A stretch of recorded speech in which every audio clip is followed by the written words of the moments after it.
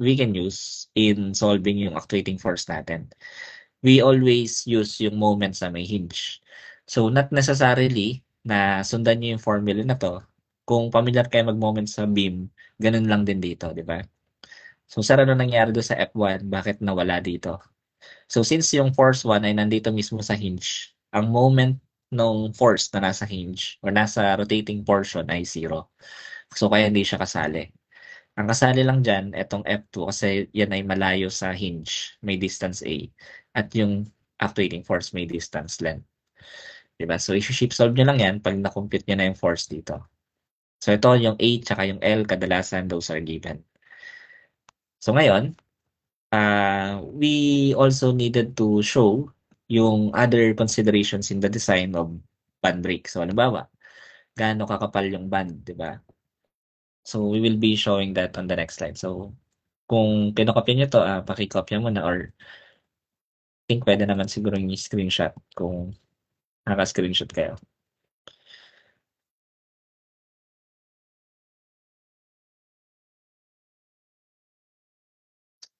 So, yung mga topics na ipapahabol ko pa, such as yung, I think, kailangan nyo rin kasi to, yung mga naming ng belt, naming ng roller chain, minsan pa nga may silent chain pa na tinatawag, tapos yung naming sa wire rope. I think nadaanan nyo naman, pero i-recap natin kasi magiging useful din siya. I think at least based sa mga previous na board exam natin na nagagamit siya. Ayan. So, minsan kasi baka kalain natin, halimbawa sa belt, pag binasa mo yung problem, tapos na-miss mo yung keyword na kailangan dun sa formula, akala mo kulang ng given. Pero basically nandun pala. Sige, so let us also have yung other design consideration sa band brake. So yung other computation sa band brake, kung ano yung ginagamit natin or ginagawa natin sa strength of materials, di ba, yung o kaya mga shafting, yung pag-compute ng power tsaka ng brake is also determined, di ba? So halimbawa, sa belt system, meron kang hinahanap na torque. So we also needed to solve for that torque. But since meron tayong dalawang forces, ang force na gagamitin mo dun sa brake ay yung effective force, what we call the net force. Diba? That's F1 minus F2. That's tight side minus slack side. Then yung torque naman is F net times radius. Ayan, so kung kukunin nyo yung power, that's basically yung P net factor, di ba? Ngayon, so ito basically, nadaanan nyo na. And hopefully, have time ulit to recall yung mga formulas na to. So madalas naman sa machine design, yung pagkuha ng power, tsaka pagkuha ng F-net, pare-pareho lang, di ba? Pati torque. Kailangan nyo lang ma-relate at makita na tuwing kailan or tuwing saan siya gagamitin, di ba? Kasi minsan, halimbawa sa shafting, maraming formula ng power. So even though ito yung formula ng power natin, dahil dun sa consideration nga na maraming formula ang shafting, then you needed to know what formula you needed to use, di ba? So ngayon, minsan, ang hinahanap doon sa belt ay, or sa brake, ay yung width ng belt. So kung ang hinahanap sa problem ay yung width ng belt, then you check kung maximum pressure ba ng belt ang given or allowable stress. Kasi kung maximum pressure yung binigay, pag sabing maximum pressure, bearing stress to. So ibig sabihin nun, yung width ng belt ay nahanap using the design ng bearing stress, di ba? So that is force over yung projected area. Then doon naman sa allowable stress, that is basically yung tensile ng ating belt, di ba? So kung ang given sa problem ay tensile strength, then you use yung allowable stress. Kung hinahanap naman yung width, pero ang given din ay ito, yung tensile stress, ito rin gagamitin nyo, di ba? Depende naman yan sa given, kung ano yung formula between the two na gagamitin nyo sa pagkuha ng width ng belt. Most of the time nga lang, itong tensile stress kasi given yung thickness ng belt. Pero kung hindi given yung thickness ng belt, gagamitin nyo to, yung maximum pressure or what we call the bearing stress nga.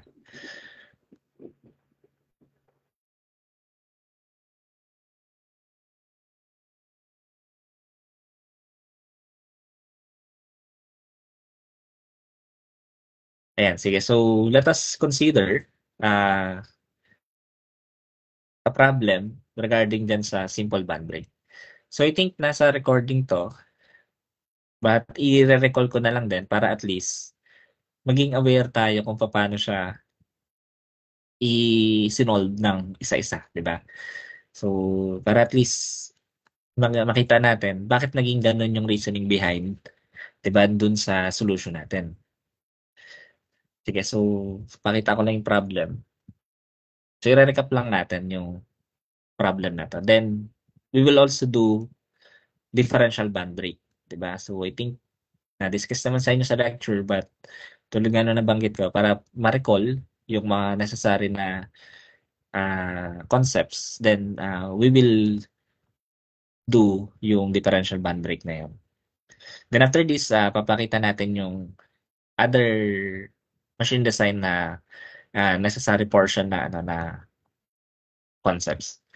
Sige, so ito yung a simple band brake has a 76 centimeter drum and fitted with a steel band 2/5 centimeter thick, lined with a brake lining having a coefficient of friction of 0.25.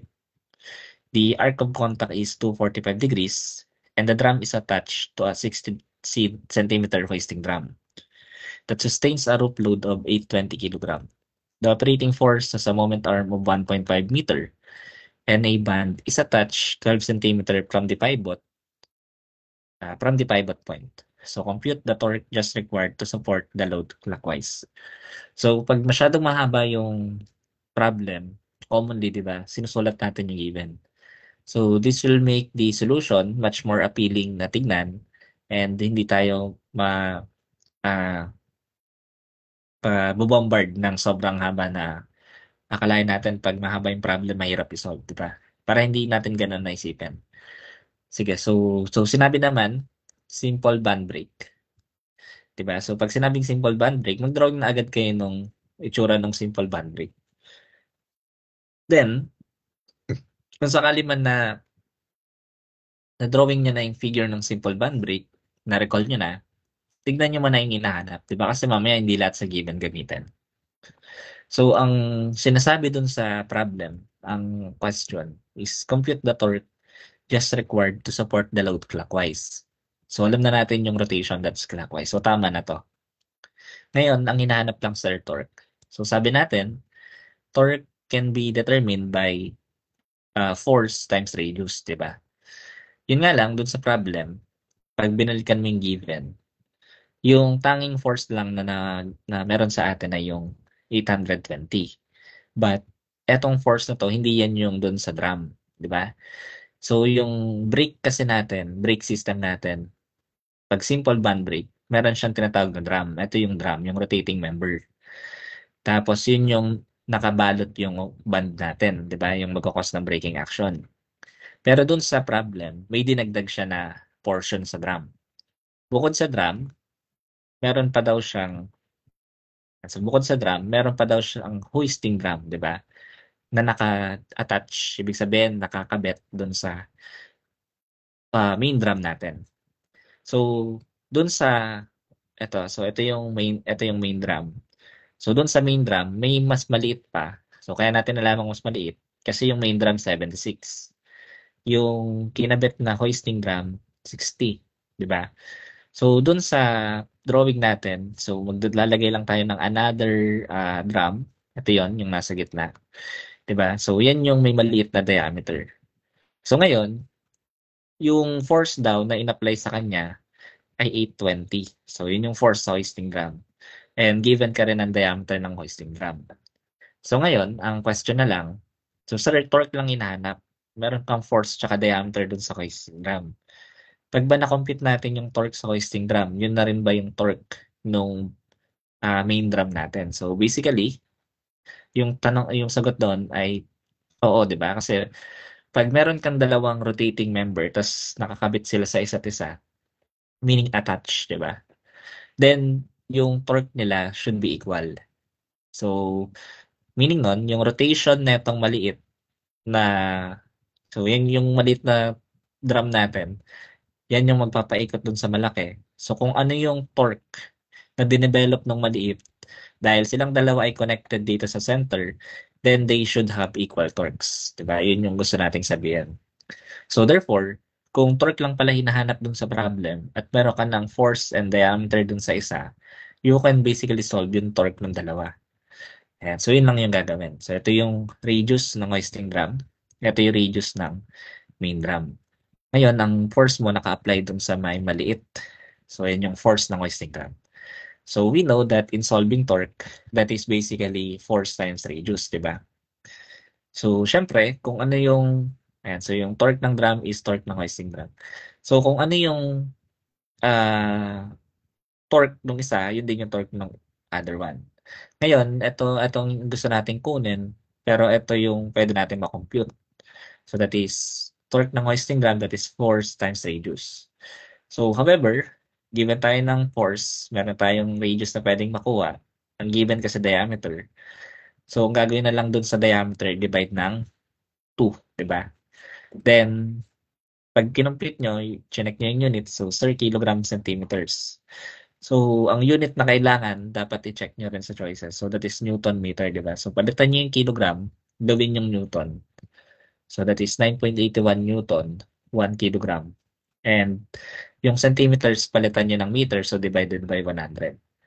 So, pag pipindutin nyo yan sa calculator, basically, yan yung may makakompute kayo na 2413.26, di ba? Newton meter. So, therefore, dyan yung makikita na yun agad yung sagot. So, yung point dito is that kung mahaba yung problem, di ba? At nakita niyo naman yung type ng member, ng machine member na kailangan nyo i-consider, then you should look na lang muna dun sa hinahanap ng problem. Kasi in that way, baka mas mabilis nyo siyang mako-compute, di ba? Case na kapag i-recall nyo lahat ng formula na alam nyo dito, di ba? So once na na-drawing nyo na yung member nyo, yung machine member na sinusolve, then look for what is being asked muna, di ba? Kasi mamaya, ang hinahanap lang pala katulad nito, torque. Tapos mabilis mo lang makakompute si torque kasi force times radius lang yun. Then, co-convert na lang. So, makukuha mo na agad yung problem. So, aside from this, so meron pa tayong isa pang continuation problem na to, di ba? So, instead of width ng steel band, instead of torque yung hinahanap, ang hinahanap naman ay yung width ng steel band.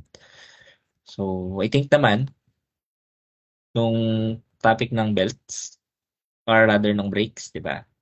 Napakita sa atin paano to gawin, di ba? I think sa recording natin sa may Caltech. Sige, so ito yung another problem sa brake natin, sa simple band brake. So, basahin ko lang. Ang hinahanap naman dito, same given pa rin, di ba? So, pareho pa rin ng given, pareho pa rin ng drawing, pero ang hinahanap naman ay yung find the width of a steel band for a tensile stress of 50 megapascal. So, width ang hinahanap, yung lapad ng belt. Ngayon, paano natin malalaman, sir, ang width ng belt? So, kung i-drawing mo yung isometric drawing ng band na yun, so ito yun, di ba? So, asan dyan yung tensile stress? So, ito yung binanggit ko kanina na kapag naghahanap ng width ng band or ng brake, dalawa yung kailangan mong hanapin dyan, yung maximum pressure kung given or yung tensile strength. However, dun sa problem, ang binigay tensile strength. So, alam mo na yung formula na gagamitin, di ba? To solve the width of the band. So, para lang ma-visualize natin, ano ba yung kinalaman ng tensile strength yan sa width ng band, so kukunin mo yung isometric view. So, pag nag-apply ka ng force dyan, so saan anong force yung gagamitin? Yung F1, F2, or Fnet. So, since kinoconsider natin ang maximum stress sa mga band, ang force na gagamitin mo ay F1, lagi yon. Kasi yan yung magbibigay ng maximum tensile loading. And so, ngayon, dahil tensile yung loading, yung area under that, yung perpendicular na to. Which is basically, yung band, yung width ng band, times yung thickness ng band. Diba? Yun yung kinoconsider natin. So, ngayon, yung area will be therefore yung width ng band times yung thickness, di ba? And so, anong meron dun sa area natin. So, basically, ang area is yung width times yung thickness. So, yung tensile strength mo is 50 megapascal. So, from that, makikita natin, gamitin lang natin yung maximum stress na formula. That is force over area, where area is yung uh, base, which is yung width times yung height natin na thickness. Ayan. So, basically, yan lang kailangan natin gawin. Yung base, which is yung width, yan yung hinahanap. Yung thickness is already given sa problem. So, yun yung binanggit dito na 2 feet daw yung thick ng band natin. So, ngayon, ang tensile stress is also given. Ang kulang mo na lang ay yung force 1 to solve this problem. Ngayon, paano natin solve yung force 1? So, kadalasan, kung meron ka nang nakuhang torque, katulad kanina, so kanina may nakuha tayong torque, dun sa torque natin ipapadaan or sabihin natin, dun natin sa torque, sisimulan kukunin yung force 1 natin. 'Di ba? So, to solve that F1, i-recall natin yung Fnet. So, basically, Fnet is F1 minus F2, 'di ba? However, yung Fnet, I mean yung F2, can be equated to F1 e raised negative F theta. So, saan galing yan? Galing yan sa tension ratio, di ba? Yung kanina, na F1, tapos dinivide mo ng F2. And di ba itong F1 over F2, belt tension ratio, equivalent yan sa exponent sa Euler number. Yan, so sa Euler number raised to F theta. So we're in, pag sinulog mo dito yung F2, ayan, so i-transpose mo to both sides. So makukuha mo that's F1 over e raised to F theta. So, para tumaas lang yung e raised to F theta, ginawa mo na negative yung exponent. Then, pinactor out yung F1. So, from this, pwede natin makuha yung F1, di ba? Ngayon, sabi natin kanina, yung torque is F net times radius. So, yung torque is, nakuha na natin kanina, that's 2413.26. So, equate mo lang yan. Tapos, yung F net, palitan mo ng ganito. Yung na-drive nating formula. So, times 76 cm over 2. Then, convert mo lang to ng meters para mag-cancel out yung meter natin sa may Newton. So, from this, makukuha na natin yung F1. So, pag nakuha na yung F1, mabilis na natin makukompute yung width ng band natin. So, I will just show and accomplish yung shape solve dito. Baka kasi may mali to, di ba? Parang last time kasi may nagtanong sa akin, bakit hindi naka-convert yung 254.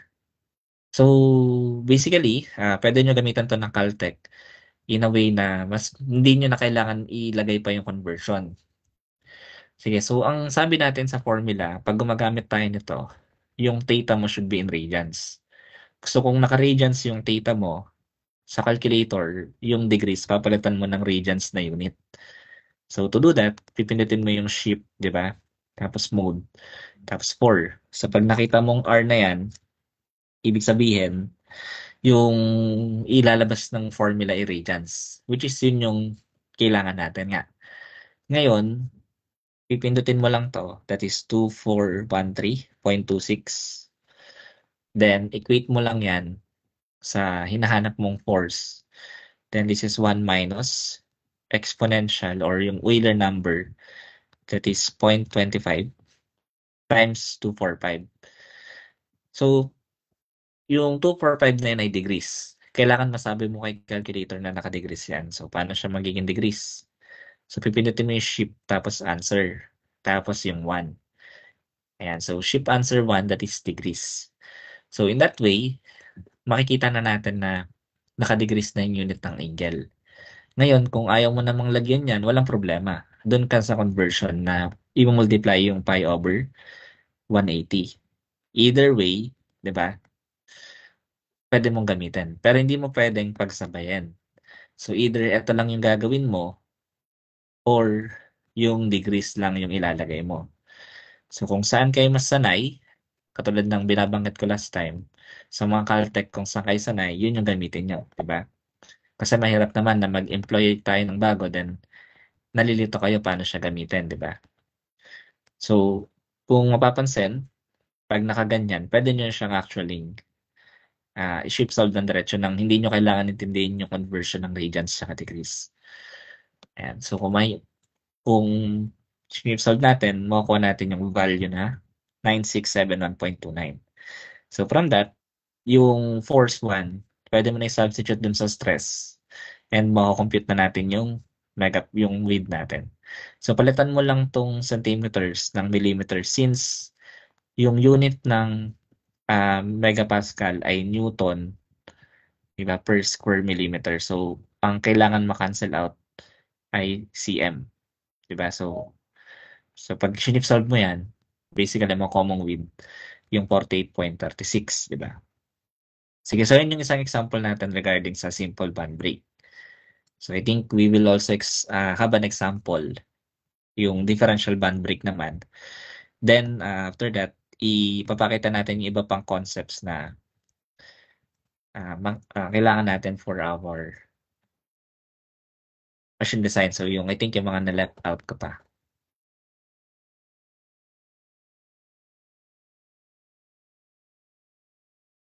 So ngayon, kung meron naman kayong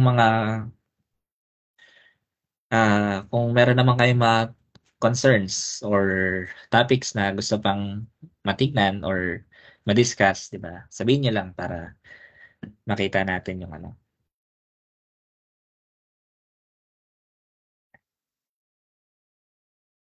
Yan, para ma-discuss natin. Kung meron kayong mga topic na kailangan yung malinawan, di ba?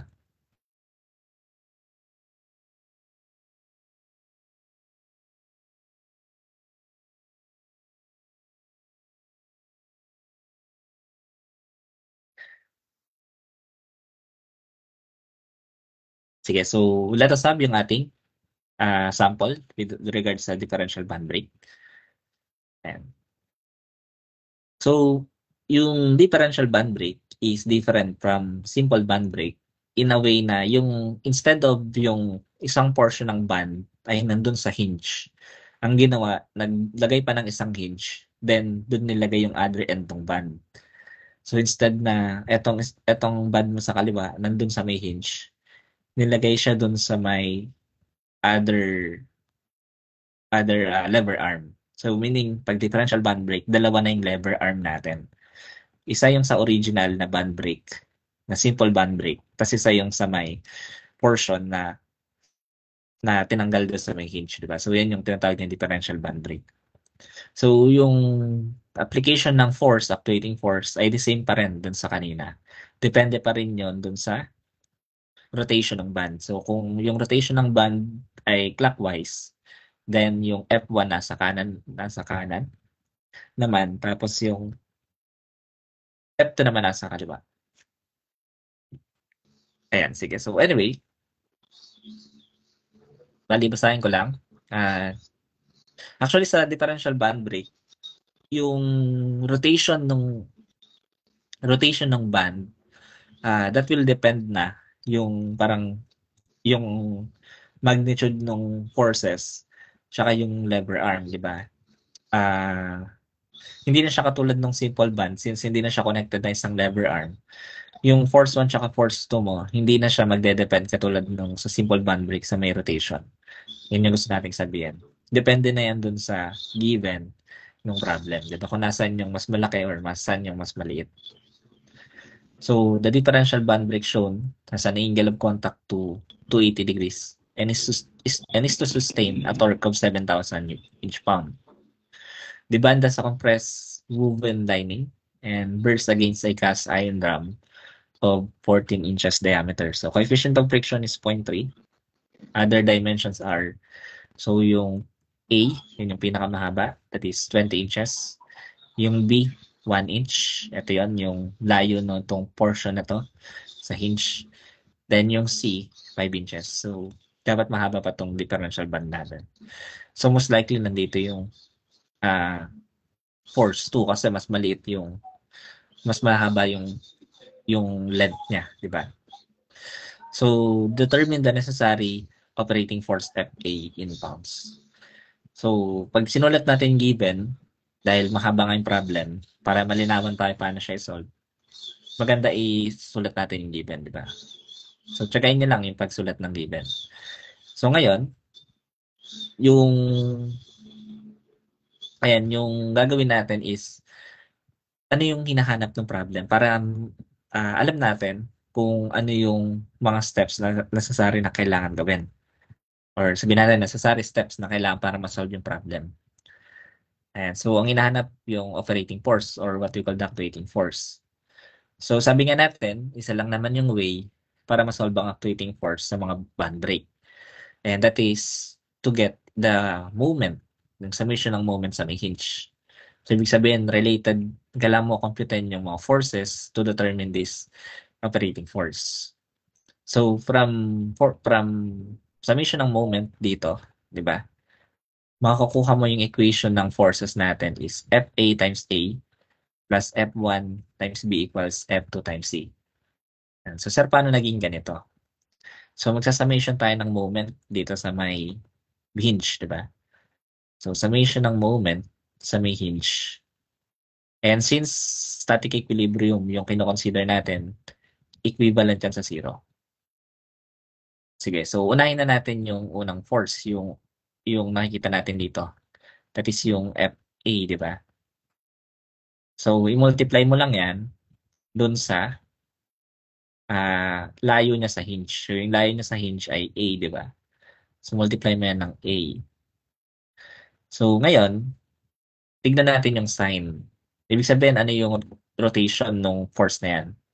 So, since ito ay moving clockwise, so sa mga band brake, commonly pag moving clockwise, positive yon.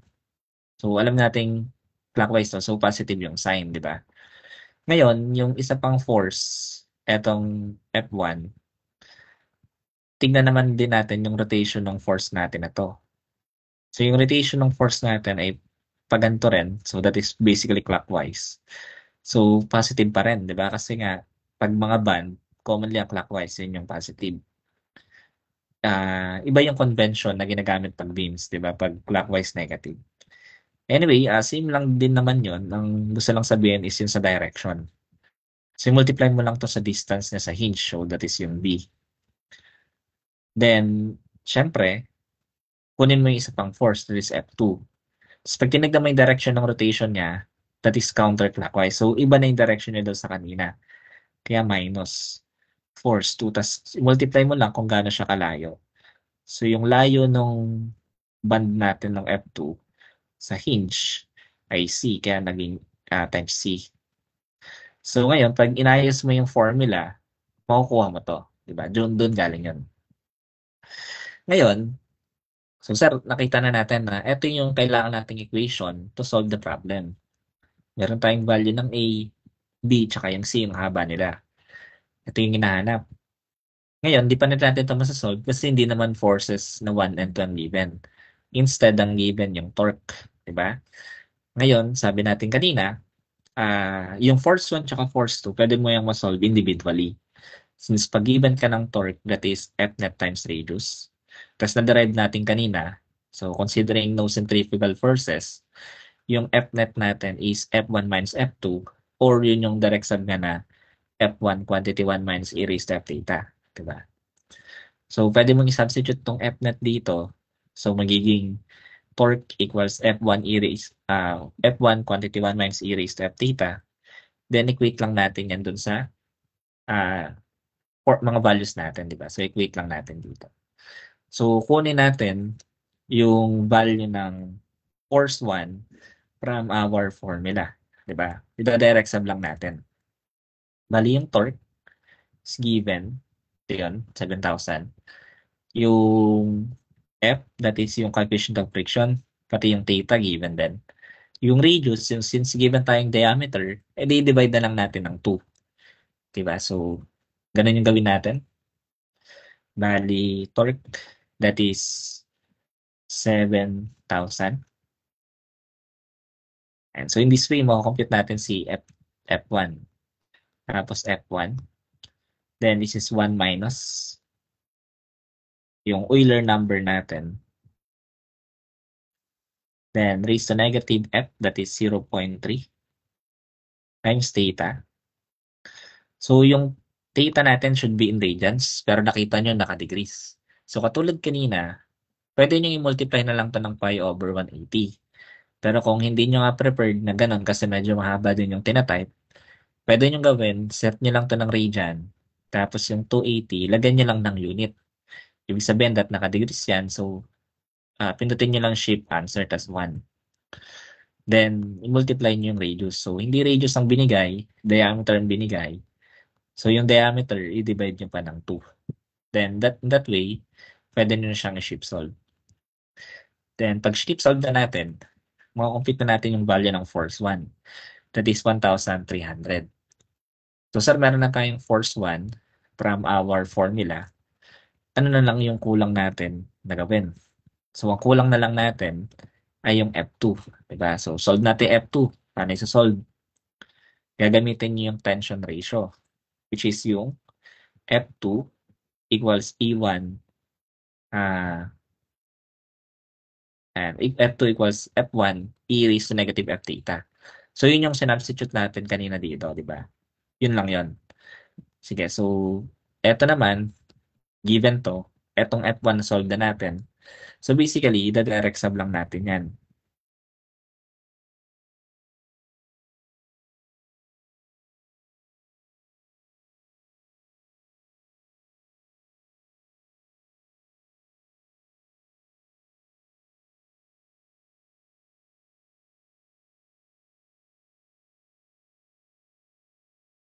This yan.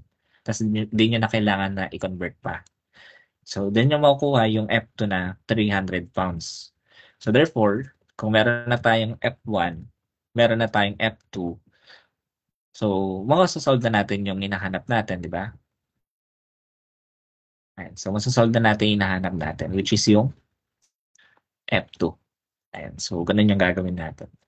Sige, so direct sub lang natin dun sa formula, yung ating values. Bali,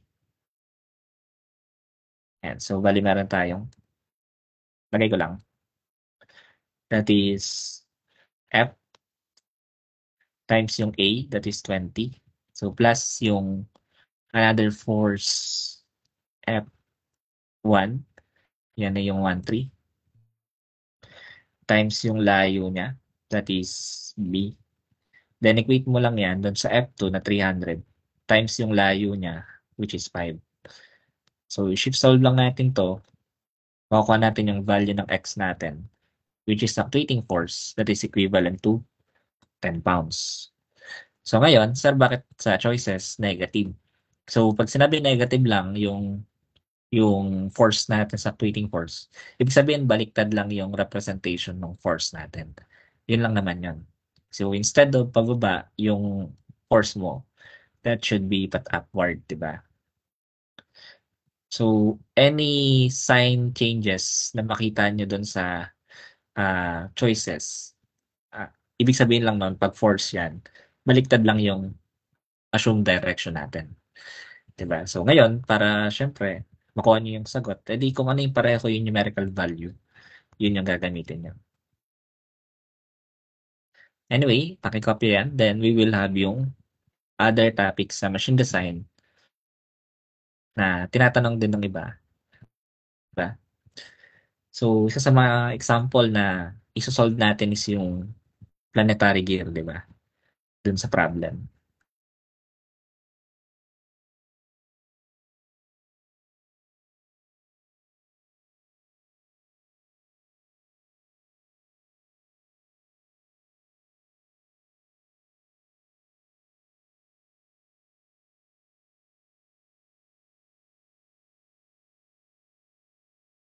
Sige, so kung meron kayong questions, feel free to drop yung question nyo.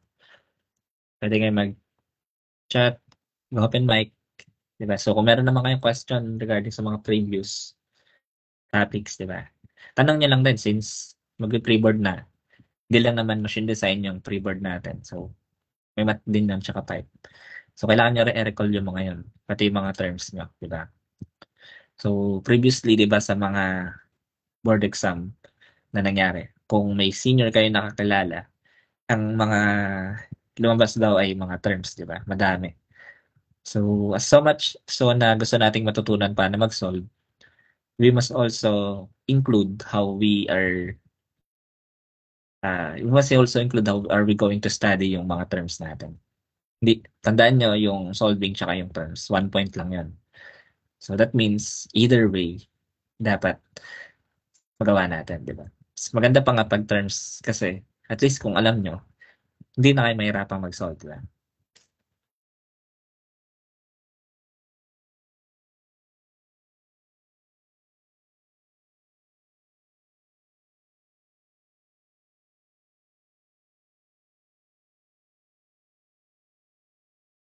Sige, so let us have yung ating another topic. Bali, recap lang to. I'm not sure kasi kung na-discuss to sa lecture nyo ng roller chain or chain and sprockets. But sometimes kasi, ah, sa problem, yung naghahanap ng pitch ng roller chain. Then, walang other given doon other than doon sa name ng roller chain. So, baka akalain kasi natin kulang ng given. Pero actually hindi. Diba? So, halimbawa, naghahanap ng diameter, 'di ba? Diameter ng sprocket. So sa diameter ng sprocket, kailangan nyo pa rin yung pitch ng roller chain. Eh ang binigay lang yung pangalan ng roller chain. So how are we going to solve for that pitch? So diyan na papasok yung pagpapangalan ng roller chain. So sa chains, marami siyang klase. 'Di ba? Meron ngang roller chain, merong silent chain, etc. 'Di ba? Pero kadalasan roller chain naman yung nagagamit. So, yun muna yung ipo-focus natin. So, halimbawa, binanggit sa problem, sabihin doon RC60, 'di ba? And so, pag sinabing RC60, RC is roller chain, 'di ba? Hindi yan yung Coke or yung Royal Cola na alam natin. But yan ay roller chain.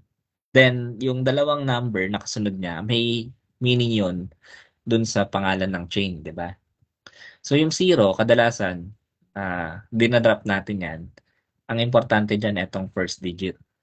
Yung first digit, i-multiply nyo ng 1/8 or in decimal that is 0.125. And so this is basically 0.125. So ano ba yung 0.125 na yan? So marami kasi, may iba pang kasing value to. Depende kung anong standard yung ginagamit natin. So yung 0.125 is basically yung pitch ng isang standard na roller chain. And so, ibig sabihin yung distance between dun sa dalawang cylinder natin ng chain is 0.125. Yun yung standard distance. Yan ay based sa American standard, di ba? Kung yan kasi ay British standard, ang ginagamit nila dyan, 0.10, di ba? So, 1/10 yung multiply nyo. Pero ang ginagamit kasi natin American standard, so 1/8 yung ginagamit na factor. So, balik tayo dun sa R60. So, sa RC60, kukunin mo yung first digit na 6. Then, i-multiply mo yan dun sa 1/8. So, pag multiply mo yung 6 sa 1/8, yan na yung makukuha mong pitch dun sa problem, di ba? So, pag naghahanap ng pitch sa roller chain, tignan nyo lang yung pangalan niya. Kasi most likely, solvable yon, di ba? Hindi nyo kailangan yan kunin sa problem. So, 6/8 is basically 3/4, di ba? 3/4 inch. So itong 0.125, ulitin ko lang, that is the standard American size ng mga roller chain. Sa British, iba yan. 1/10 yan or 0.8. In any case, 1/8 yung gagamitin natin.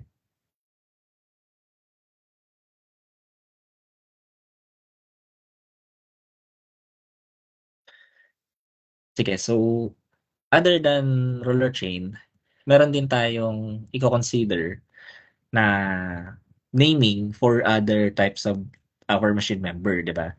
Or our flexible transmitting device. So, bukod sa roller chain, di ba, meron pa tayong belts. Ayan. So, sa belt kasi actually, meron din tayong naming doon, di ba? Especially B-belts. Pero sa B-belt kasi, depende pa yung type ng B-belt, di ba? So, for example, or, sige. And so, may nagtanong, ask ko lang po ano po yung nakuha na actuating force sa previous problem. So, that is 10 pounds, di ba? Sige, so ibalik ko lang sa kanina para makita ng klase natin. Ayan, that is 10 pounds. Yung actuating force natin. How? So, babalikan mo lang yung etong formula natin kanina, actuating force. Yung na-derive natin na formula sa summation ng moment. Ayan. So, laging ganun. Pag naghanap ng actuating force, laging kukunin mo yung formula dun sa summation ng moment sa may hinge. Which is na-require nga yung F1 tsaka F2, di ba? Doon natin nakita na kailangan ng F1 tsaka F2 doon. Kaya tayo nag-solve ng F1, F2. Ayan, nasundan ba?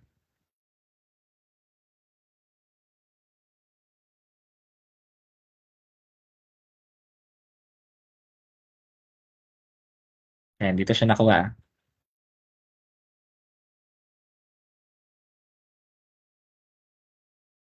Ayan, kasi given tayo ng A, ng B, tsaka ng C. So, yun yung dahilan ba't natin kinuha yung F1 tsaka F2. So, pag may F1, F2 ka na, ito na lang yung kulang. And then, shift solve na. Diba? Sige. So, balikan natin yung kanina. So, kung halimbawa namang 5/8, 50 yung binigay, so 5/8 naman yun. Sige. Nakakopya na ba?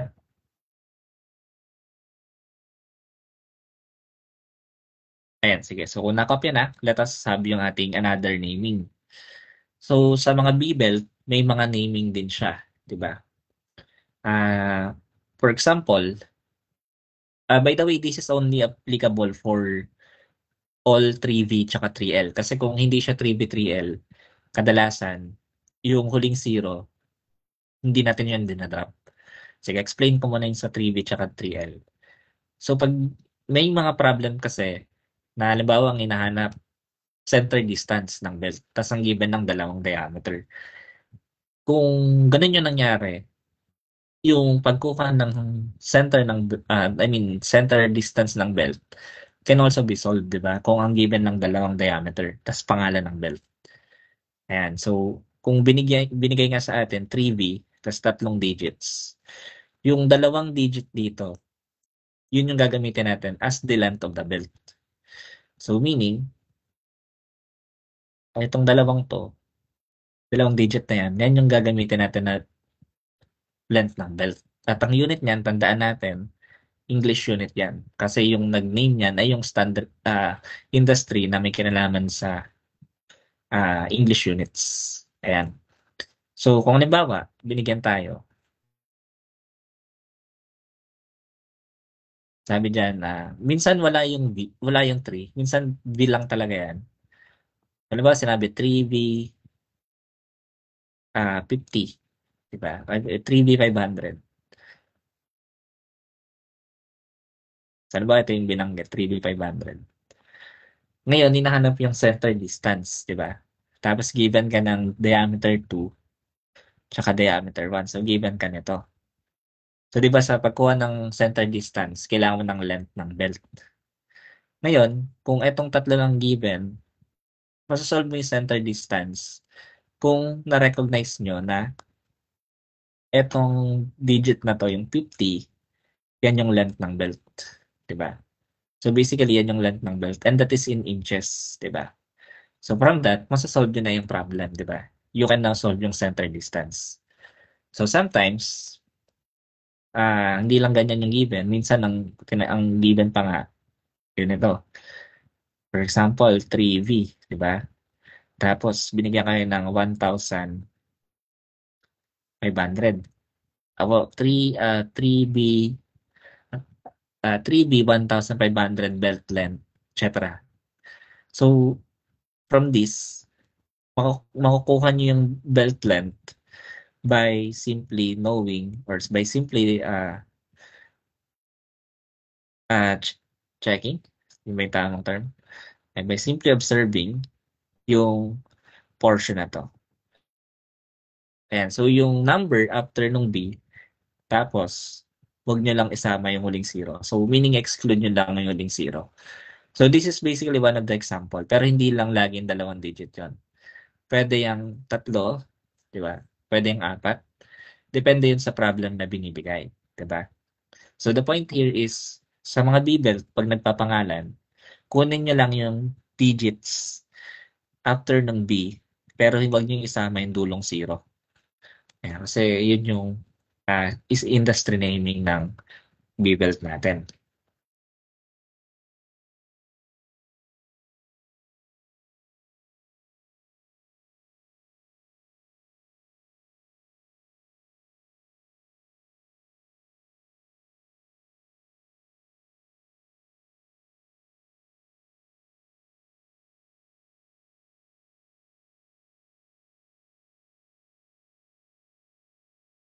Sige, so dito mo sa chat natin may tanong.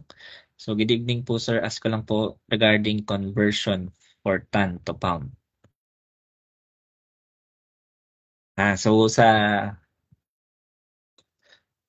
conversion kasi natin ng ton, 3 yun, di ba? So meron tayong 2,000 pound. Kadalasan pag sinabing 2,000 pound, or rather, para malaman natin kung 2,000 pound gagamitin. So that is short ton.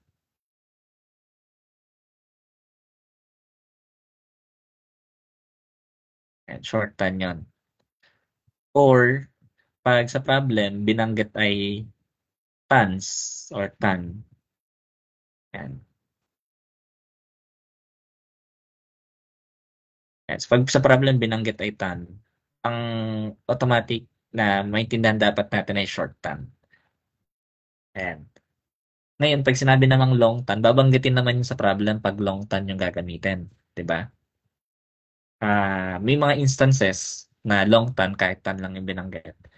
Pero madalas, pag sinabing ton, yung TOM, that's basically short ton. Lalo na kapag yung units na kasama nung tons ay English. So, halimbawa, binigyan kayo 3 feet, tapos 8 tons. E di yung ton na meaning nun, short ton. Unless banggitin niya na long ton, hindi nyo gagamitin yung 2 to 40 or sometimes to 2,200. So, yun lang yan, di ba? So, I hope nasagot yung tanong natin.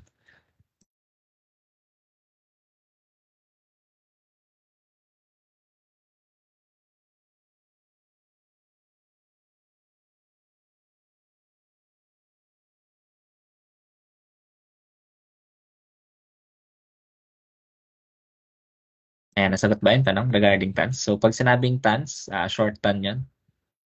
Sige, so let us have naman yung naming sa Y-Roops. So, I think nasa lecture nyo to, but to recap lang. Sa Y-Roops kasi, minsan, pag nagpapangalan, so kadalasan itong tatlo, yung tinatawag na flexible members natin ay may mga pangalan, di ba? So, halimbawa, belt, B-belt, yung pangalan na kasunod, yung number na kasunod, yun yung length niya. Then, yung roller chain, di ba? Tapos sa wire rope naman, dalawa naman yung digit na ginagamit. Then, yung unang number will refer to the number of strands. Tapos yung pangalawang number will refer to the wires per strand. So, ang parts kasi ng wire rope, ang wire rope kasi lubid yun na pinagsama-samang lubid. So, meron siyang lubid sa gitna yung tinatawag na core. Actually, minsan, yung core na to, lubid yan na pinalibutan ulit ng lubid. And so, halimbawa ito, diba? Yung core niya, ito nasa gitna. And so, yung lubid niyang gitna, may pinalibot pang lubid. Pero tawag niya doon core. And then, meron kayong tinatawag na wire. Diba? So, yung wire, bobuoin niya yung strand. Yun yung strand, Ayan, itong strand. Yan yung bubuo dun sa palibot ng wire core niya sa gitna. Diba? Tapos yung wire, yan yung isang strand nung pinakamaliit na wire natin. Ayan. So, pag sinabing, halimbawa, 6 by 19, di ba yung mga common na wire rope? So, 6 by 19. Ibig sabihin, 6 yung strand, 6 yung nakapalibot na ganito. Ayan. So, halimbawa ito, 1, 2, 3, 4, tapos 5, 6 sa likod, di ba? Then 19. Pag sinabing 19, 19 yung wire. Ibig sabihin sa 6 na yon sa isang strand na yon may 19 na wire. So to better illustrate this, tignan natin 'tong example na 'to. So pag chineck mo yung strand niya, titignan mo yung pumapalibot sa gitna. So ito yung pumapalibot sa gitna, yung 1, 2, 3, 4, 5, 6. So therefore 6 yung wire mo. So yan ay 6 by, then pag binilang mo yung loob, okay, zoom in lang natin. Ayan, so pag binilang mo yung loob na itong strand, so bibilangan mo yan, 1, 2, 3, 4, 5, 6, 7, 8, 9, 10, di ba? So 10. Tapos bibilangin mo pa itong nasa loob. So bali 1, 2, 3, 4, 5, 6, 7, 8. And so around 23, di ba? Yung number of wire dun sa loob. So ibig sabihin, yung example natin dito ay 6 by 23 na wire rope. And so yun yung ating naming ng wire rope. So recap lang to. So sir, nagagamit ba yan sa computations natin? Hindi, but in terminologies, di ba? Pag binasa natin yung mga terms sa wire ropes natin, sa prime book, makikita niyo may mga ganyan din. And so, ang point lang naman natin dito kaya pinakita or na-recall ko din is that bukod sa belt, bukod sa roller chain, sa wire rope meron din. So yung tatlong yun yung may mga pangalan. Yun yung mga may convention yung pangalan nila.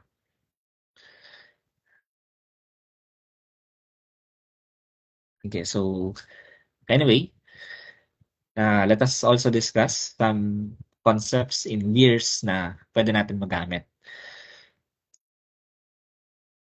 Okay, I hope nakakopya naman na yan. Sige, so sa gears, may mga certain formulas tayo na for any type of gear is applicable, di ba? Ibig sabihin, pwede siya for spur gear, pwede siya for helical, pwede siya for bevel, pwede siya for worm gear.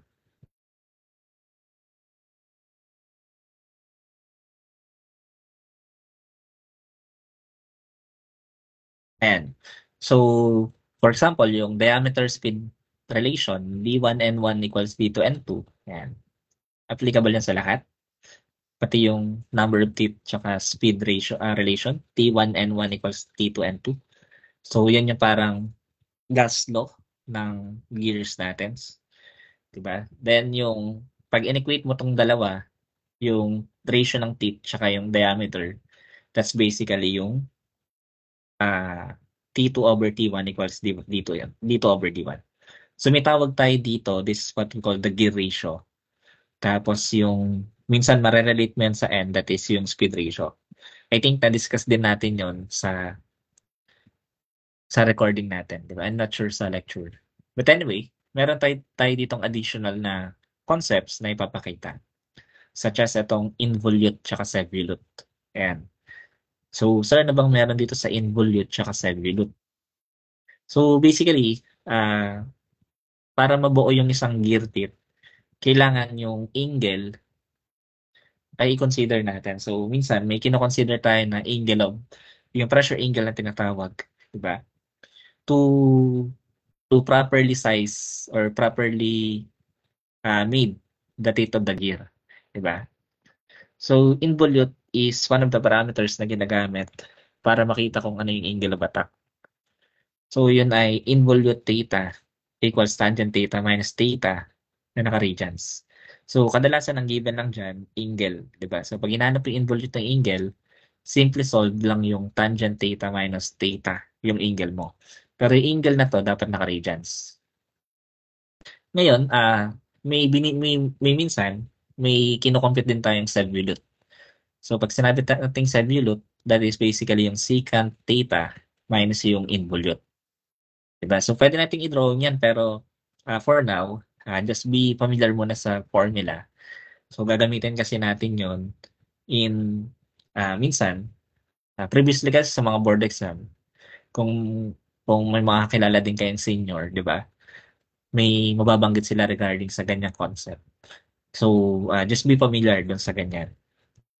Previously, meron mga ganyang tanong. Pag sinabing self-volute, secant minus involute. So, ngayon, kung familiar naman kasi sa involute, pwede nyo kasi itong i-simplify eh. Halimbawa, self-volute is basically secant theta and minus yung involute mo, which is yung tangent theta.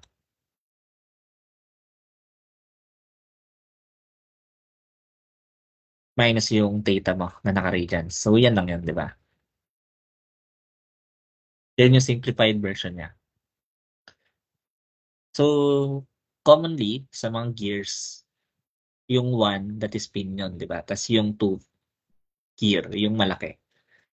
So, pag 2, that is commonly driven, then 1 driver. So, commonly, yung mga driver gear natin is mas maliliit, mas mabibilis sila. Sige, so other than that, ito pa yung general na gear design parameters natin. So, for example, gear ratio.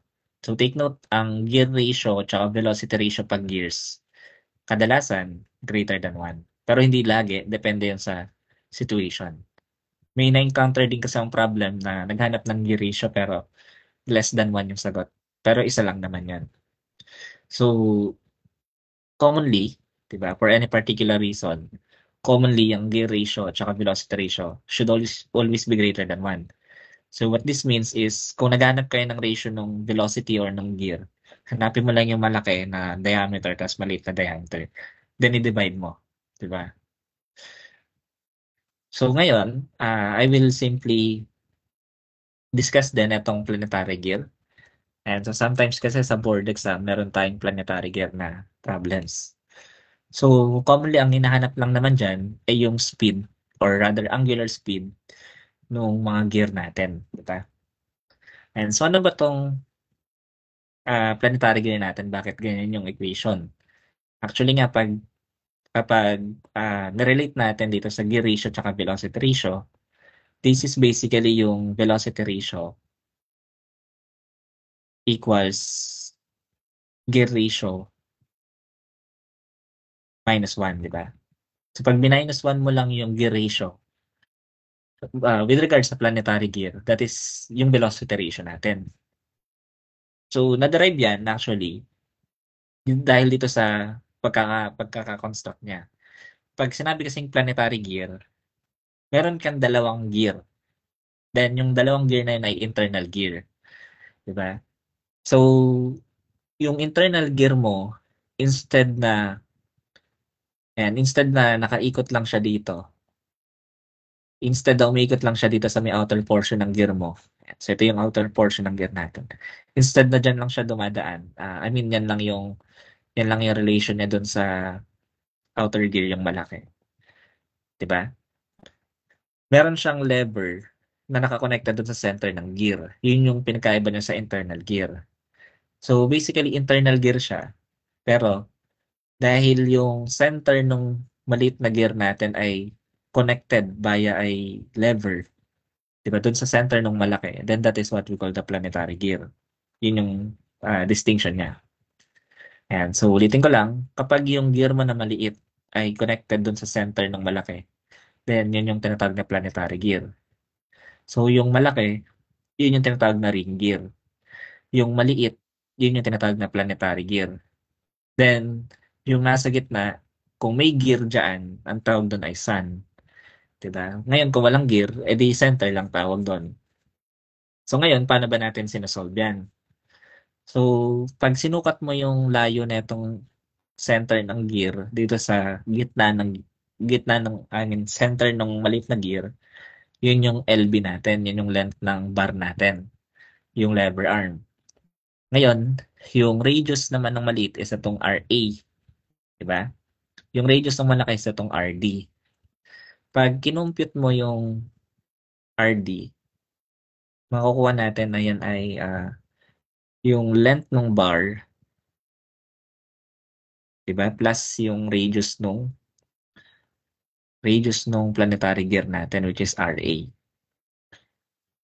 Ayan. So, yan yung makukuha nyo. Diba? So, from this, so para makita nyo sa drawing, ito yung RD, yung malaki na radius. That is yung length ng bar plus yung radius. So, from this, pag dinivide mo siya ng RA, yan, so, halimbawa, divide mo to both sides by RA, o radius ng maliit. So, what we would get is yung RD over RA, and is equivalent sa length ng, sa LB over RA plus 1, di ba? Plus 1. Then, sabi nga natin kanina, so plus 1. May plus 1 tayo sa dulo. So, sabi natin kanina, pag nag-ratio tayo ng diameter, that is gear ratio. Actually, that is also the same, or that is also true pag na-ratio natin yung malaking radius sa maliit na radius. Pareho lang din yon. And in this case, ito yung malaking radius, ito yung maliit na radius. Therefore, we say that this is the gear ratio. And equivalent, so may plus 1 tayo sa dulo. So, saan equal yung LB over RA. So, yung LB over RA, may kinalaman yan dun sa, sabi natin kanina, di ba, pag may dalawang umiikot, pareho yung kanilang velocity, di ba? So, pag kinumpit mo yung velocity nito, nung LB na yan, that is basically velocity ng LB, equivalent yan sa velocity nung RA natin, di ba? So, velocity ng RA. So, what we would get is, etong velocity ng LB, yan yung rotational speed na itong malaking gear. Ano ba ang velocity in terms of angular? Diba that is radius, or rather that is LB. So, itong velocity ng beam is LB. So, yun yung radius ng malaking gear. Or rather yung ano lang, yung dito lang sa may portion na connected sa center. So, times yung angular speed ng B. That's equivalent yan sa radius ng A times yung angular speed ng B. Rather, angular speed ng A. Then, pag nakita mo, that is LB over RA. So, makikita natin dito na ito yon. Ito yung LB. Ito yung RA. So, pag nilagay mo to sa ilalim, compute mo na yan ay yung ratio ng angular speed. That is yung A, which is yun yung 1, divided by angular speed ng 2. So, dyan derive yung planetary gear natin. In any case, kung ayaw niya naman i-derive yan, minsan naman di naman nagmamatter yung derivation. You can simply direct sum. Diba? Ito naman yung direct sum formula niya. Kung hinanap nyo gear ratio, edi yung velocity ratio plus 1 mo. O kaya naman kung hinahanap mo angular speed, edi ito naman yung gamitin nyo. So, meron tayong example na itong planetary gear. Bali,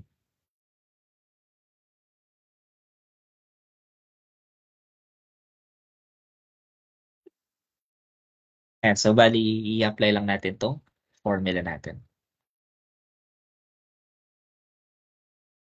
Sige, so wala pa namang question so far. Ayan, so sagutan lang natin itong problem na to regarding planetary gear.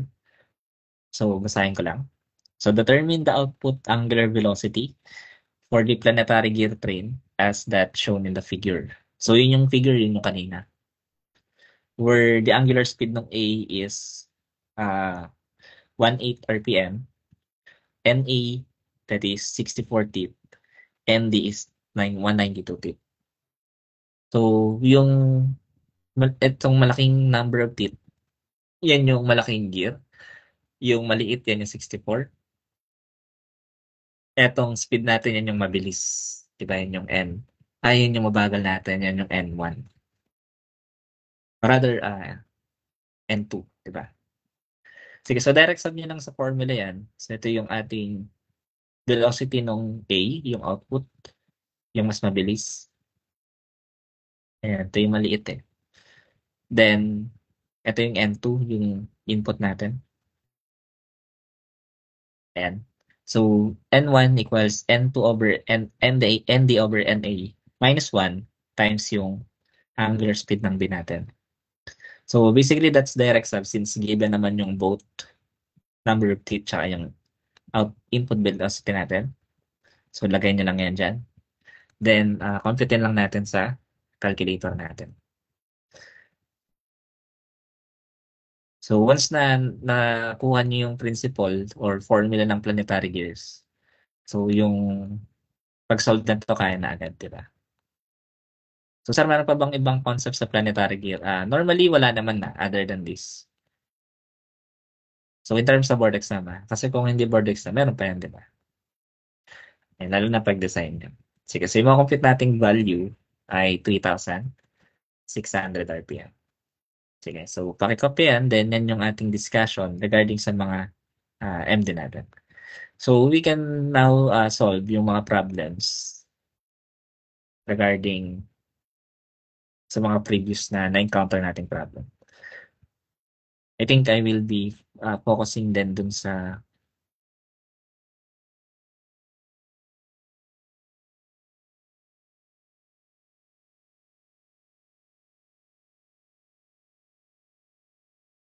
and so mga problems na rin ka. Bali, this will be the last session na I think na meron tayong mga lecture.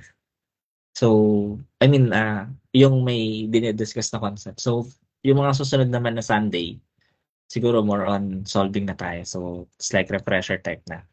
Then, kung may tanong kayo regarding dun sa mga na-encounter ng problem, siguro ilalagay ko na lang din to explain it by live session, di ba? And para at least kompleto na kayo ng concept, di ba? So, puro problem solving na tayo after this. Sige, so let us have our problem solving, I think. So, siguro nakopya naman na.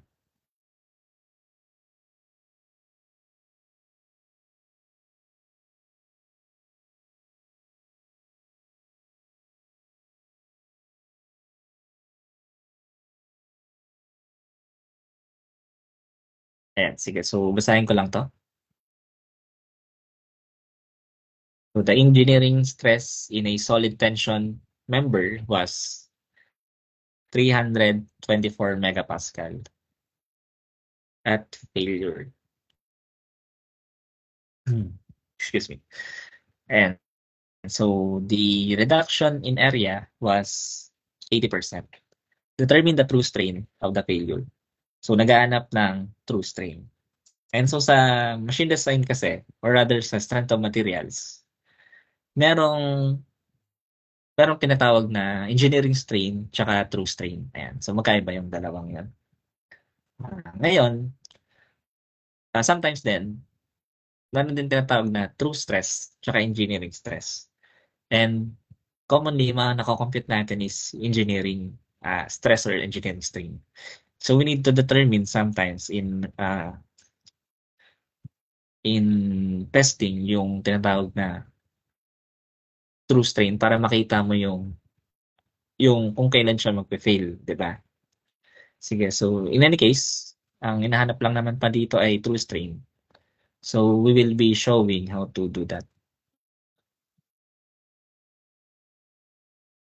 Sige, so gawin natin. Bali, ano ba yung formula ng true strain natin? Sige, so lagay lang natin.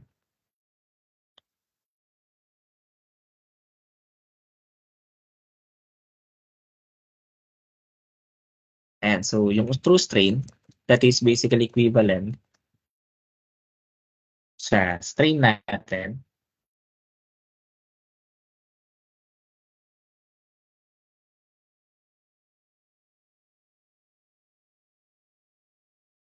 equivalent yan sa natural logarithm Yan, ng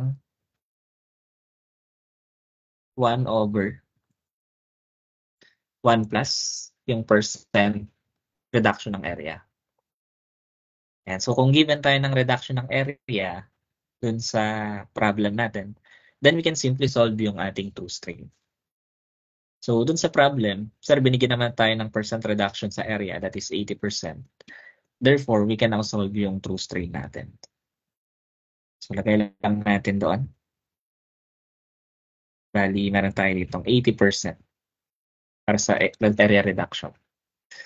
Then we can now solve it sa calculator to determine the true strain.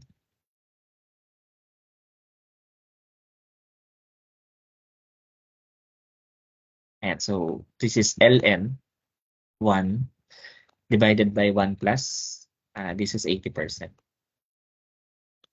So press lang natin yung equals. Ayan, teka. Nangyari, bakit naging point?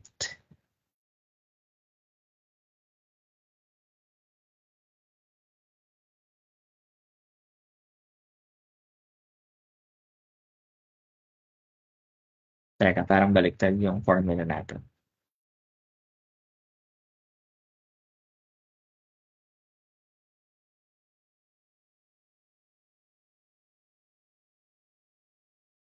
Teka, na-compute ko na ito kanina. Teka. It's 1 plus.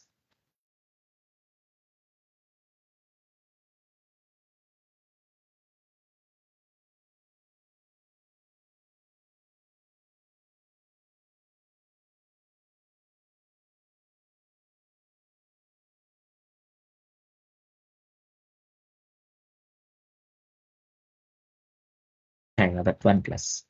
I think that should be minus. Sige, so minus, since yan ay reduction pala. Ayan. So negative sign dapat yung percent reduction, kaya yung plus magiging negative. So, pag naging ganyan na, I think okay naman na. So, minus lang. So, pag ginawa natin yung minus, ayan, so tama minus na. Kasi reduction ng area. So, pag ginawa natin ganyan, that is ln 1 over 1 minus 80%, then we can solve the true strain. So, from the choices, makakuha natin na yan yung 1.61. So, walang unit yung strain natin. Diba? Pag tinatanong strain, walang unit. So, sometimes, ang hinahanap din ay true stress. So, pag hinanap naman yung true stress, that is basically yung stress natin. Diba? Yung tatawag na engineering stress. Tapos times mo lang tong true strain.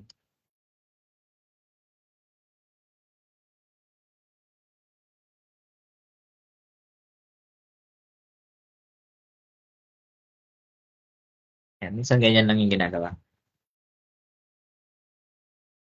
Sige, so yung sagot natin ay yung letter A.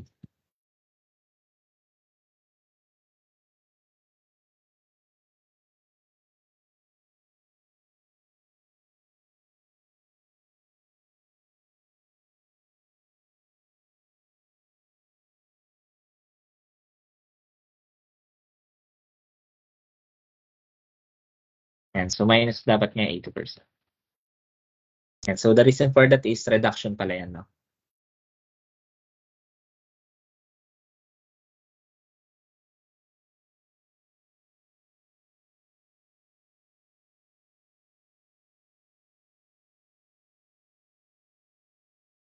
Sige, so let us have another problem.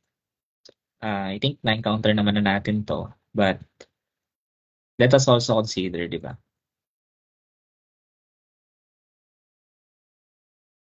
So madalas kasi sa board exam, yung mga problem na to hindi madalas meron, di ba? Hindi siya nawawala. I'm not sure lang doon sa previous natin, but based sa mga takers dati, di ba?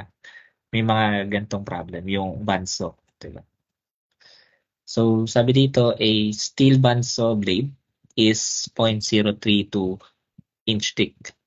So compute the value of the bending stress when the blade passing through the pulley is 20 inches diameter. So naghahanap ng bending stress. So sa bending stress, pag yan yung ating hinahanap, ito yung binanggit natin last time na gagamitan lang ng set D, di ba? So yung stress is equivalent sa E, yung modulus of elasticity, times thickness divided by diameter. So derive na to, hindi nyo na kailangan tong i-derive pa. And basically, yan na mismo yun. May pinanggalingan to yung sa moment equation. Yung dalawang moment equation. Yung EI over R. Tsaka yung formula ng stress natin for beam. Diba? Yung MC over I. Anyway, so ganun yung gagawin natin dito. Bali, direct sum lang yan. So, bending stress. And so yung S dito ay bending stress or what we call the flexural. Yung modulus of elasticity, pag walang binigay, syempre sa material.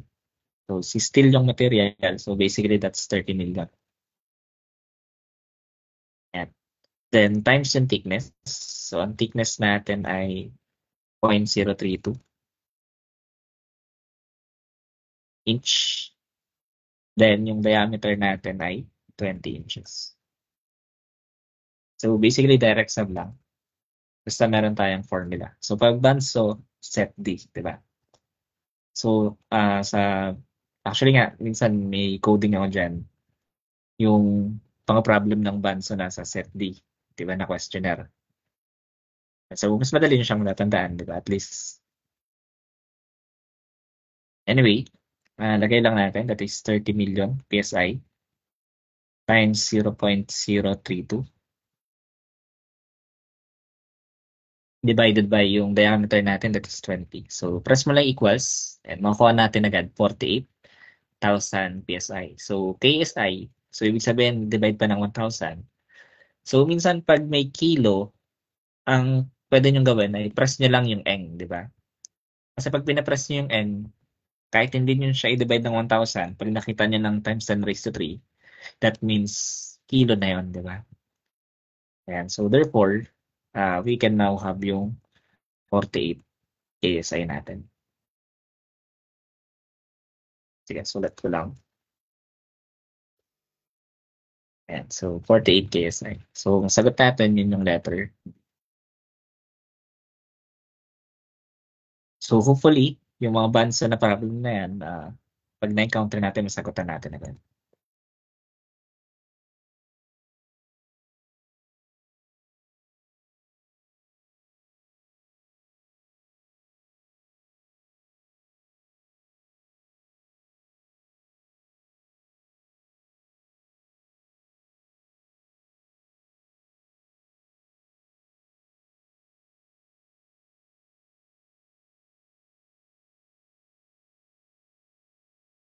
And sige, so another problem.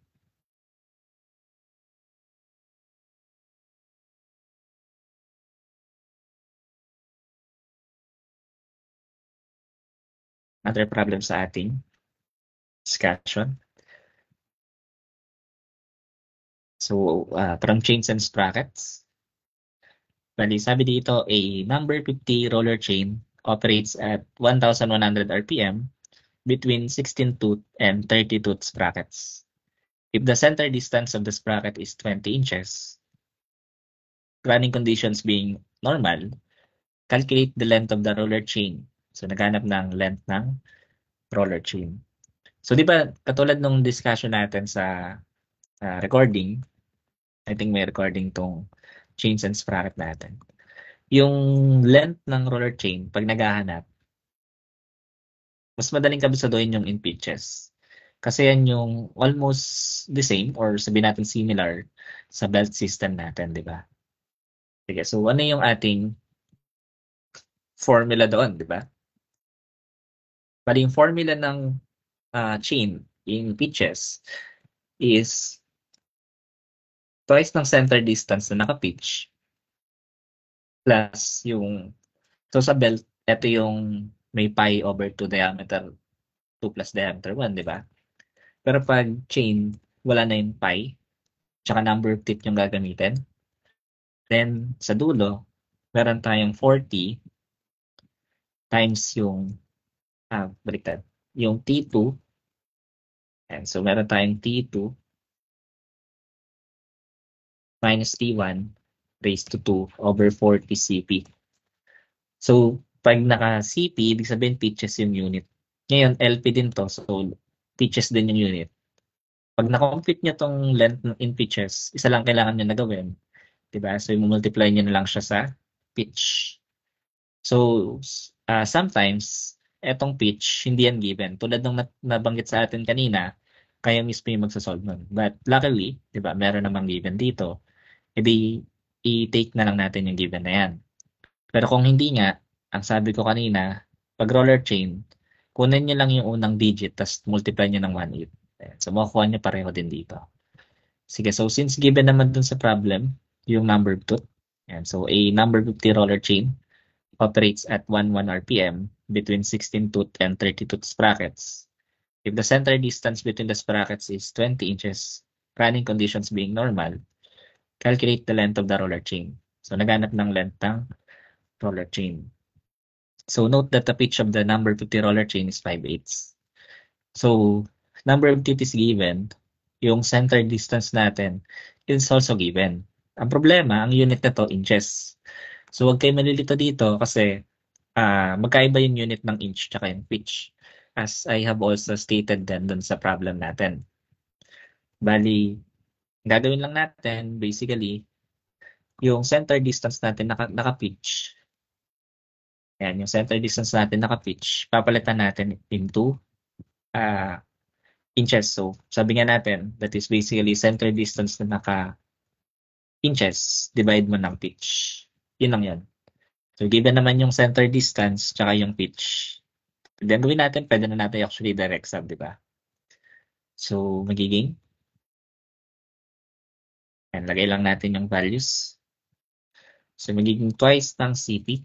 Ang CP natin is yung center distance, which is 20, divided by yung pitch, that is 5/8. Diba? So, then, sige, isin ko lang to. Then, meron tayo dito, number of teeth. So, yung number of teeth natin is 30, yung malaki. Tapos yung maliit, 16. So, ganun ulit dito. Then, dun sa formula, kailangan din natin ng CP ulit. So, ang gagawin lang, yung center distance na naka-inch, i-divide lang sa pitch. So, always take note, magkaiba yung unit ng pitch tsaka inch.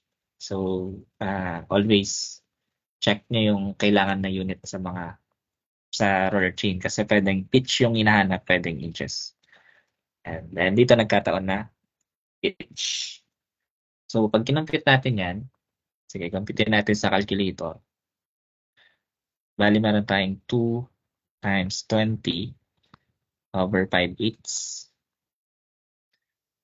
So, plus, this is 30 plus 16 over 2. And so, wala ka nang kailangan intindihan sa units dito kasi cancel din yung inches. However, yung pinakadulo, since naka-pitch yung lalabas na unit at sa choices naka-inch, then we need to convert pa. And so, this is 5/8. So, press mo lang equals, and makukuha mo na yung number of pitches. That is 87.15. Bali, sige, lagay ko lang. So, yung value is 87.15. Pero ang unit, tandaan, that is in pitches. So, ngayon, kung pitches to, paano yung ating unit na naka-inches? So, same way of how we convert yung center in pitches into center in inches. Ganun din dito. Diba? So, yung LP is basically yung length divided by yung pitch. Pero since hinahanap mo yung length in inches, which is ito, then i-multiply mo na lang ng pitch. So, yung na-compute natin, i-multiply lang natin ng pitch, which is 5/8. So, press mo na equals. Ayan. So, makuha mo na yung decimal pag pinindot mo ito. That's 54.47. Ayan, so lagay ko na yung sagot. Bali, that is. So pag kinonvert, yung L natin is LP times H. So makuha natin 54.47. So closest answer syempre yung 54.5. So ganun lang yung pagkuha ng length chain.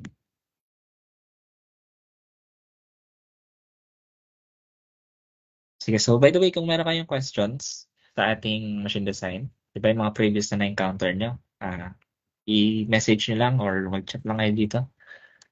And at least para ma-discuss natin kung meron kayong gusto pang i-discuss, di ba? In live session.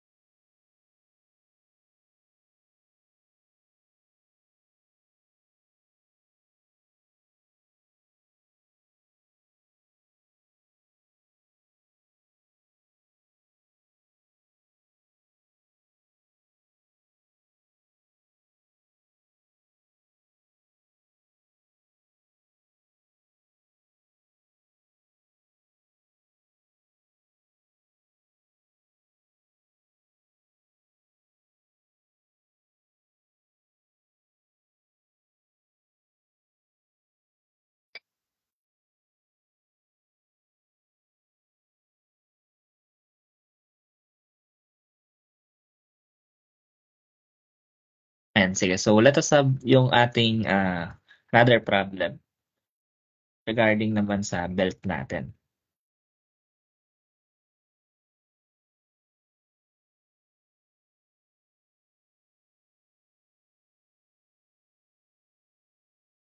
And so basahin ko lang. A double-ply leather belt transmits 10 horsepower from a motor with a pulley of 8 inches diameter. So running at 1,700 RPM to a 24 inches diameter pulley. So the difference in tension may be taken as 20 pound per inch. So 20 pound per inch of belt width. So belt thickness is 0.2. Calculate the width of the belt. So ito ay isang belt na problem. Then ang hinahanap ay yung width. So yung nabanggit ko kanina na pag naghanap ng width, dalawa muna yung titignan mo. Kung given tayo ng ah, stress or ng bearing pressure, yung maximum pressure. Ngayon, so sir, pag tinignan ko doon sa problem, wala tayong either na binigay, di ba? So therefore, paano natin mas-solve yung width ng belt? Kasi tulad ng nabanggit ko kanina, stress yung formula na may width tsaka yung pressure. Ayan, so pag wala doon sa dalawa, then you check yung mga units nung given. So from the problem, meron kayong mapapansin na unit doon, 20 pound per inch of belt width. So dito sa keyword na binigay, ayan, yung per inch ng belt width, kahit wala palang binigay na formula or rather stress, di ba? Kahit walang binigay na stress or bearing pressure, pwede mo pa rin ma-solve yung belt width, di ba? Kasi yung unit na binigay doon sa may force ay per inch ng belt width. So meaning, yung gagamitin mo dito para ma-solve mo yung width is yung Fnet, di ba? So sinabi naman difference in tension. Pag sinabing difference in tension, yan yung Fnet natin. Di ba? Dalawa kasi ang tension natin sa belt, di ba? F1 tsaka F2. So Fnet yung hinahanap. Yung meaning na dito. So therefore, to solve this problem, kailangan lang natin makuha yung Fnet natin. And how do we do that? So from the problem, given din tayo ng power. Diba? So other than power, meron tayo ditong ah meron din tayo ditong diameter tsaka RPM, diba? So pag meron tayong power tsaka RPM, diba sabi natin, pwede mong makuha yung torque pag meron kang power. So ano yung formula relating torque and power? That is yung peanut factor nga, diba? So kung meron kang peanut factor na pwedeng gamitin to solve for the torque, then yung torque pwede natin makuha, 'di ba? Sa belt, sabi natin kanina. So from our discussion then earlier, yung torque natin is or can be solved can be solved by using force times radius. Tas yung force mo nga lang should be F net, 'di ba? So from this, pwede na natin makuha yung hinahanap nating belt width. 'Di ba? So since given tayo ng, 'di ba yung mga given sa atin? Yung F net, yung radius, basically diameter lang naman yung gagamitin nyo. Pero i-divide ng 2.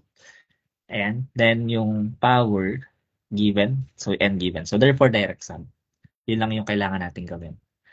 So minsan sa machine design, hindi nyo naman kailangan na ah, i-overthink yung mga formulas. Sabihin nyo baka magamit lahat. Minsan hindi, di ba? In some cases, unit analysis can help you choose what formula yung needed natin to solve the problem.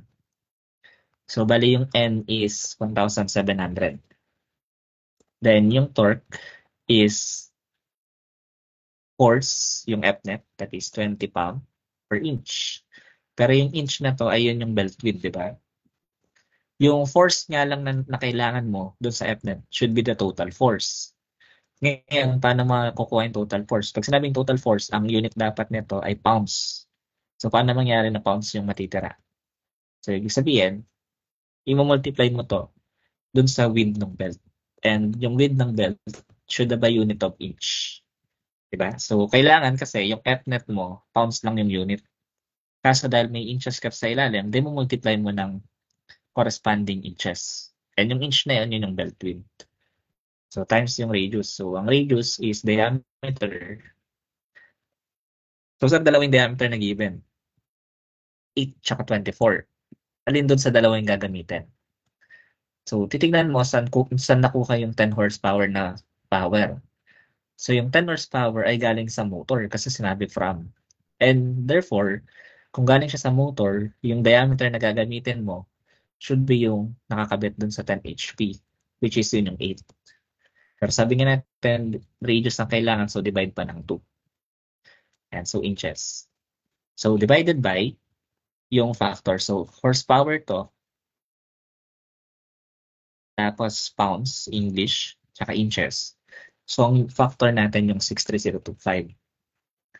So pag gusto ng unit analysis dito, yan yung inch pound, RPM, per horsepower. Pero pwede naman kahit wala na, di ba? As long as you remember, na pag English units, inch pound, RPM, horsepower yan. So pwede nyo na i-shift solve. And so this is 1,7 times 20 times yung hinanap na width times 8 divided by 2. And so this is 63025. So pag sinip-solve natin, makukuha mo na yung value ng width natin. So that's basically 4.63 inch.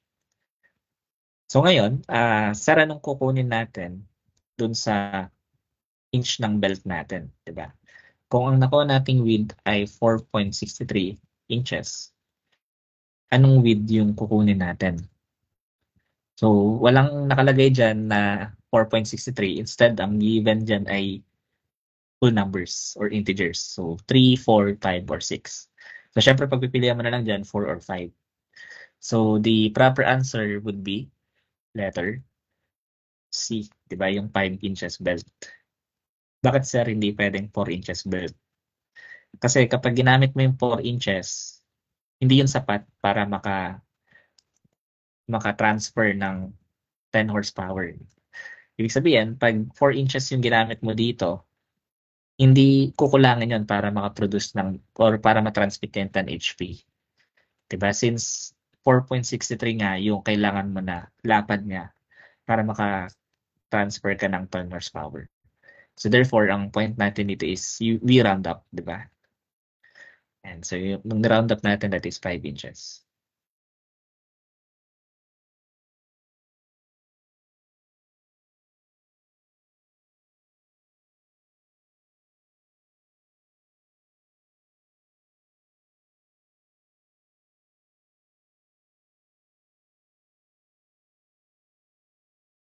Sige, paki-copy yan.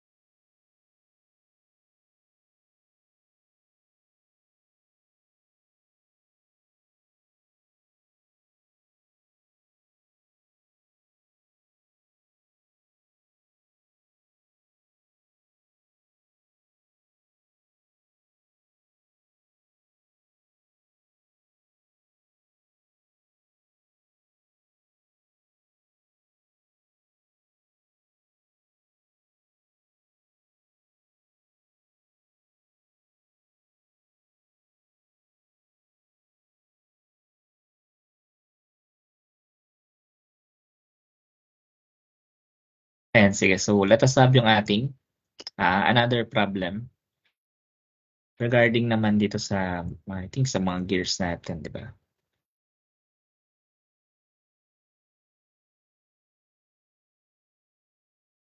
So, hopefully, nare-recall pa rin natin yung mga problems natin related sa gears. So, for example, ganito yung problem natin. So, sa bevel gear.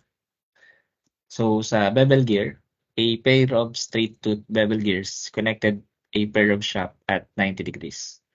So, the velocity ratio is 3:1. So, what is the cone pitch angle of each gear? So, sometimes, ang problem lang natin ay regarding sa cone pitch angle, di ba? So, paano natin sinasolve yung cone pitch angle kapag gears yung pinag-uusapan? So, actually, meron tayong formula where, yan. So, meron tayong formula where pag 90 degrees yung intersecting angle natin, we can use that to directly solve, di ba? Then, may times din na hindi siya 90 degrees.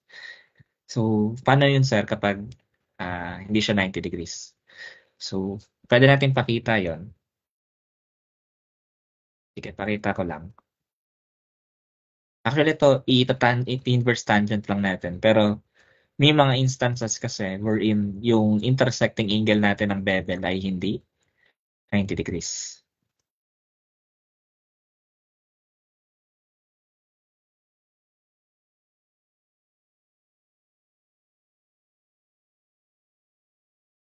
Ayan, so ito yun.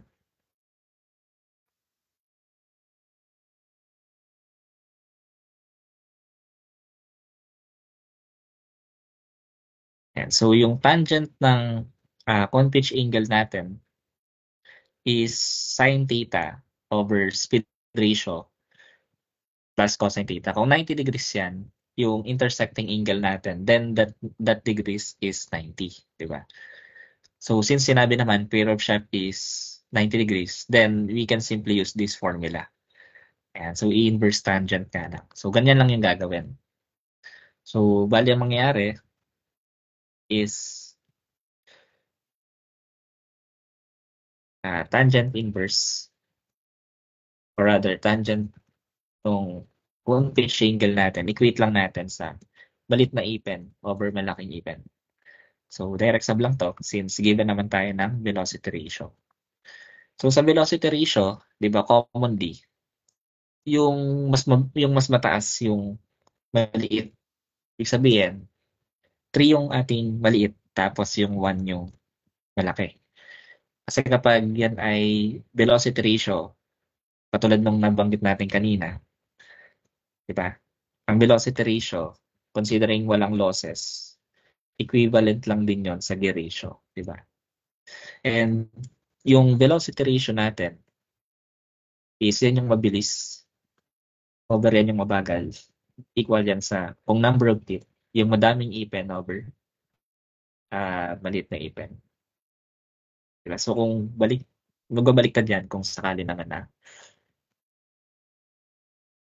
Teka, yung number of teeth natin yan, tama naman. Yung maliit is 1, is 3, tama. Sige, so basically inverse tangent lang, di ba? So, pag kukunin natin yan, that's inverse tangent ng pitch. So, makukuha natin, at teka, naka-radians tayo. So, balik ka ng degrees. Ayan, so, kung kukunin natin, that is 71.26. Then, ang isang technique dito sa bevel gear natin, pag cone pitch angle, yung sum nilang dalawa is 90 degrees, di ba? So, meaning, yung isa, pwede mo makuha by simply subtracting it to 90 degrees. Ayan.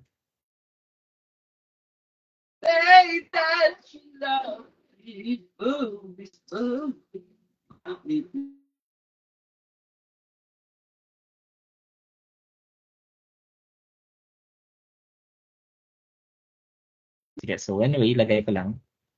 Teka, may calculator. So that's 71.6 degrees.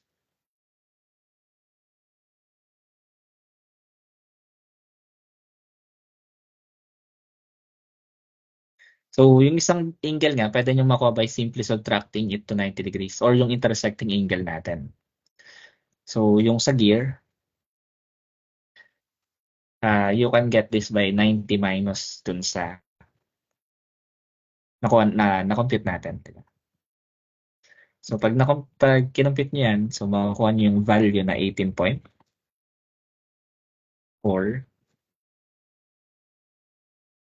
degrees. Teka, typo ata ako. Ayan, so na-compute ay 71.6. Sige, so ayan yung ating cone pitch angle. So I think na-encounter nyo naman to. So para ma-recall lang yung formula natin sa cone pitch angle.